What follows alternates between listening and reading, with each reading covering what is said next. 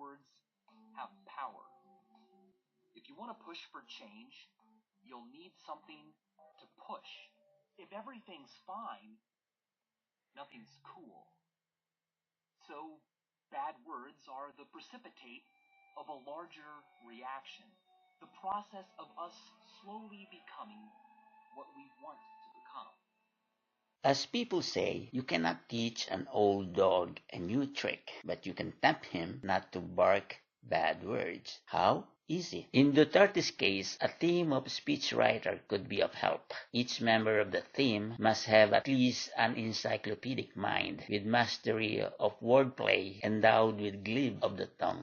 For example, one of the speechwriters can be an expert in gutter utterances, but also well-schooled. Another would be an academe, but also quick to a draw of witty quip. Or one would have a vast knowledge of languages and dialects for speedy word alteration and substitution. On the 30th speaking engagement, these speechwriters will put their heads together to craft a speech which would reflect and match with Duterte's speaking styles. From time to time, Duterte complains of the prepared speech for him because it's too decent and not a true reflection of himself, or too statesmanlike, that, as he said, he had never ambition, or too presidential, which he may find awkward. He usually junk the prepared speech, slight it, and go ahead with his extemporaneous one. Actually, the speechwriter team would not sweat that much because Duterte's speeches usually tread on recurring topics. His battle against the illegal drugs, the crime attributed to the constant use of shabu as it shrinks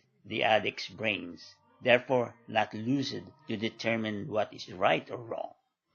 The peace problem in Mindanao, which he would tell the story of Magellan and his gunpowder, his family lineage, about his hate of the Abu Sayyaf, about Nur Miswari, the MN and the MI, his unflinching support for his military, promising them of increase in pay and giving them Glock 9, about his reservation of the ongoing peace talks with the Reds, and of course, as always, his habit of staking his life, honor, and the presidency.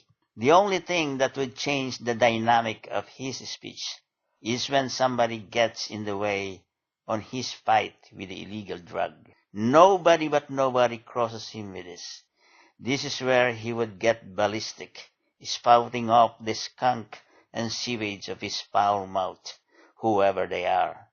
More so if he had ammunitions to fire back at them. Senator Leila de Lima, for example, or those backers of human rights organizations, those governments of the high and the mighty, or those he knew historically that they are not the paragon of virtues after all. This is where the services of his speechwriter team are mostly needed.